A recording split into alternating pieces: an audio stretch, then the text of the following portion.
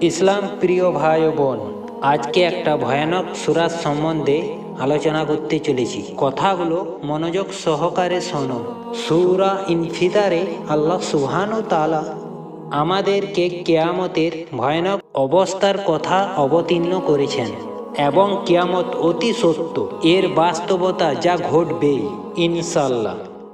এই সূরায় প্রতিটি আয়াত খুবই গুরুত্বপূর্ণ। আল্লাহ সুবহানাহু ওয়া তাআলা কথা বোঝার জন্য তিনি এই সূরাতে আমাদেরকে বারবার মনে করিয়ে দিয়েছেন বিচার দিনের কথা, যেটাকে আমরা ভুলে থাকি, এবং আমাদেরকে দেওয়া তার নিয়ামতের কথা স্মরণ করিয়ে দিয়েছেন। কতই না সুন্দর আকৃতিতে আমাদেরকে সৃষ্টি করেছেন। রাসূল সাল্লাল্লাহু আলাইহি ওয়াসাল্লাম বলেছেন, যে ব্যক্তি কিয়ামতের দিনকে নিজের চোখে দেখতে চায় সে যেন সূরা তাকবীর, সূরা ইনফিতার ও সূরা ইনশিকাক পড়ে নেন।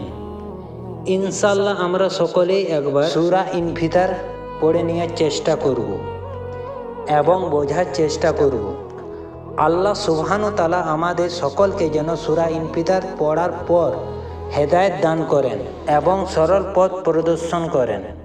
সকলকে আমার অনুরোধ, সকলেই সূরা ইনফিতার একবার যেন পড়ে নেন।